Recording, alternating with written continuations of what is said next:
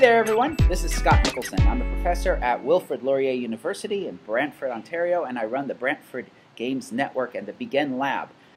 So you're thinking about joining us for the Escape Room Game Jam, January 9th and 10th, and you're thinking about hosting a site. And so the purpose of this video is to talk through what that requires so that maybe you'll decide to join us, because you'll see it's not as scary as it may sound. So again, if you want more details on this, go to bgnlab.ca, bgnlab.ca. You'll find more details about what's going on in another video like this introducing the concept. If you want to host a site, here are the things you need to think about. So first, you need to think about a location. So it's going to be January 9th and 10th, which is a Saturday and Sunday, but you don't have to be open all 48 hours. You can be open for limited periods of time based upon the facility you have access to. You'll want a space with tables and chairs. That's going to make the most sense, or at least couches and tables. But for this game jam, because it's primarily an analog game jam going in the physical world, you don't need to worry about a computer lab or things like that. It can be convenient to have access to a printer, so people can print off things that they're designing, but not necessary. Material-wise, you'll need to have poster board, sticky notes, index cards, paper, pens, markers, those sorts of things, because people are going to be drawing and writing and coming up with their ideas that way. Having internet access can be useful, especially since we're going to be asking people to make games with actual information in them that they may want to research from the internet or access to a library. And in fact, you could talk to facilities like a library or a museum to see if they're willing to host this event, because then that gives you access to resources that the players can look at. Another thing to consider with this jam on materials are the Breakout EDU kits. Now, you may not have the budget to buy every group their own kit, but what you can do is, if you have one kit available for people to see how these things work, and again, that could be a kit you either buy from Breakout EDU or put together yourself, and then a list of the things in the kit so that people can go through and actually work with a combination lock. They can see what letters are on the word lock. You can have all those available, and then when people are playtesting the game, they can simulate the locks. Marketing. So right now you should begin telling people you're going to be doing this to get the word out.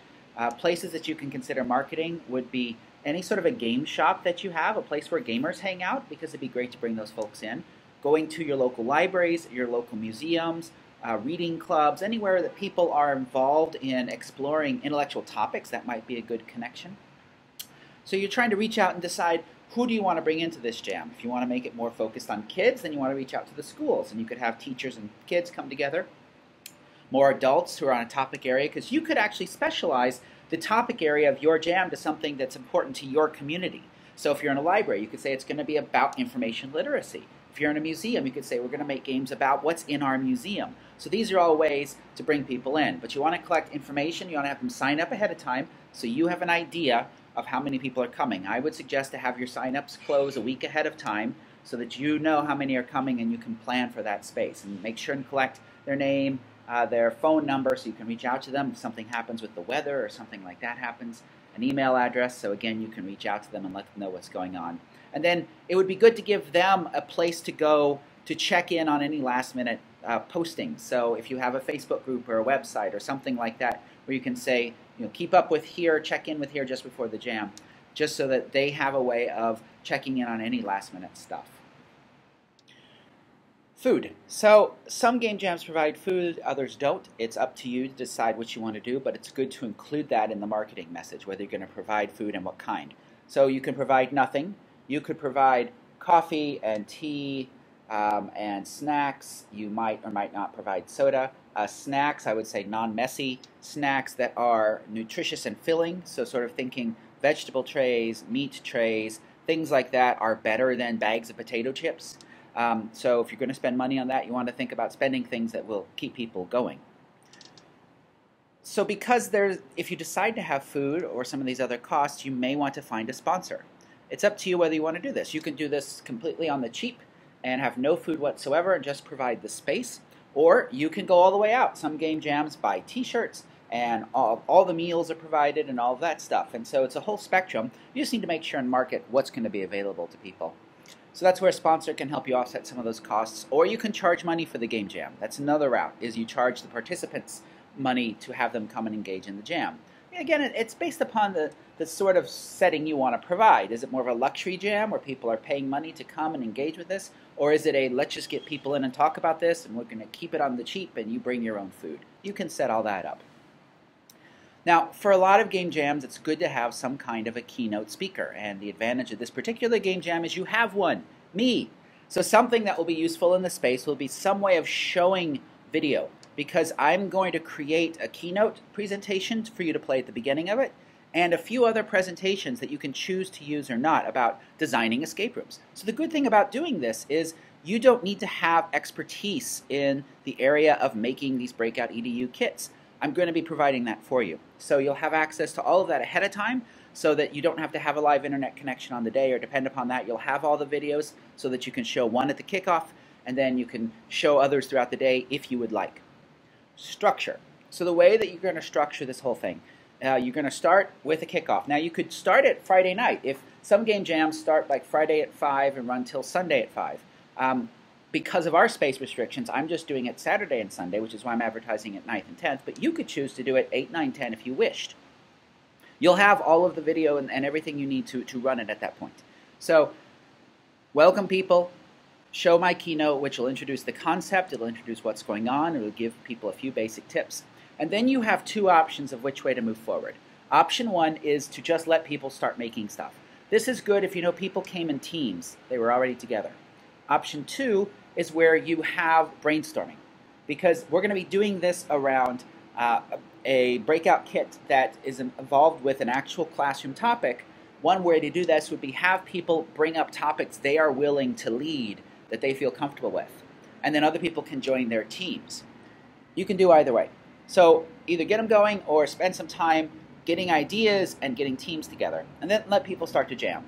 Now, then your work is really just making sure everyone's got their needs met. So you're not going to be able to spend a lot of time making a game. You're going to be having to run the event, and that's important.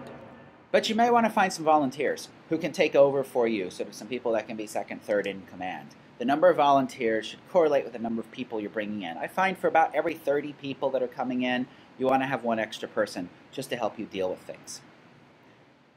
So you'll get people going, you'll let them go. Now, one thing that's very useful is sometime around Saturday evening, you want to have a time where you stop the jamming and you're having people play test each other's games. An easy way to do this is to take all the groups and pair them up and say, okay, each pair you're going to play the other person's games and then provide feedback. You can do it more loosely if you want to just allow people to wander around. If you're going to do it more loosely, the way I would do that is say, all right, each team split into two parts, A and B. All the A players will stay behind and man the game. The B players will test each other's games. And then you do that for a while, then you split and go back over. With an escape room space, though, they're longer games, so you probably want to have just two groups swap. That's going to work out a little bit better. At the end of the jam, you want to give yourself at least an hour for the finale. And so you've got some choices here. Do you want to judge and pick a best of or not? If you want to judge, then you're going to need some time for the judges to go around and explore each game. And so those judges can choose which game is the best. I tend to not use judging because I want this to be a creation event, and instead I still have a judging time where I say that for the awards there's going to be judging going on at 3 o'clock. I have the judges go around, but what the judges are looking for is what does that game do that's interesting. And then I create awards for everyone who's participating in the jam, each group. Best use of chili, or whatever. And it's a fun, and everyone gets an award. But it's a meaningful award because it's something about the game that they created. Follow-up. Afterwards, you want to encourage people to clean up their games and post them up on the Breakout EDU site and submit them there. You might encourage them by gathering their email addresses and reach out to them directly a week afterwards and say, hey, did you post stuff up? And then you've also got that list of people to follow up with for the next jam. So if I've convinced you that you want to host some kind of a site, even if it's just for your family, go over to bgnlab.ca. You'll find a pathway there where you can register your site to let people know what's going on so we know what's happening, because my intention is to actually run live video feed of our site in Brantford for the entire process and do little updates like this. And if you are telling me via social media what your groups are doing, then I'll be highlighting those things in each hour's update from the game jam. The most important reason for registering your site is so that I can send you links to these videos that I'm going to be making for you to use during the jam. So that's what we're going to do. Hopefully you'll decide to join us. I'm excited about it, and I hope you are too. Again, for more information, head over to bgnlab.ca. You'll find lots of stuff there to get you going. Take care, and I will see you later.